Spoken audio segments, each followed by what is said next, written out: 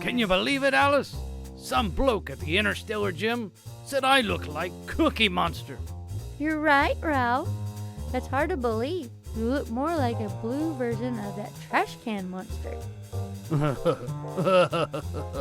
Bang zoom! One of these days, Alice, pow! Right in the kisser. I think you better move on to the next devotion, Ralph. Fine. Devotion 17. Naomi told Ruth to go to the end of the harvest party and prepare to propose to Boaz. If that sounds odd, the details to that proposal will sound even odder. Ruth 3:3. Wash thyself therefore, and anoint thee, and put thy raiment upon thee, and get thee down to the floor. But make not thyself known unto the man, till he shall have done eating and drinking. And it shall be, when he lieth down, thou shalt mark the place where he shall lie. Thou shalt go in, and cover his feet, and lay thee down, and he will tell thee what thou shalt do. It is the last part of that proposal that sounds so incredibly odd.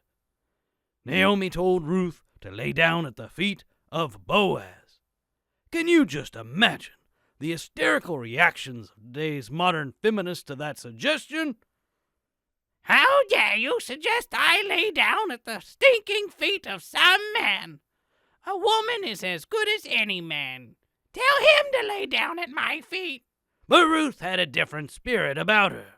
Ruth 3:5. She said unto her, All that thou sayest unto me, I will do. That tender and humble spirit of Ruth is what won Boaz's heart to begin with.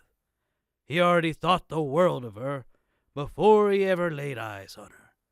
It is simply hard not to think the world of a person that humble and self-effacing.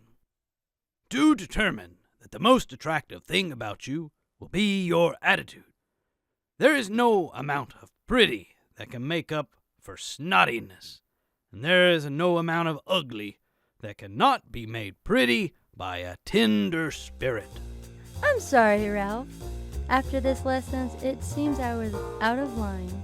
I think you're very handsome. Thanks, sweetheart. I'm sorry, too. Here, I saved you a cookie. Cookie? Oh boy, cookie!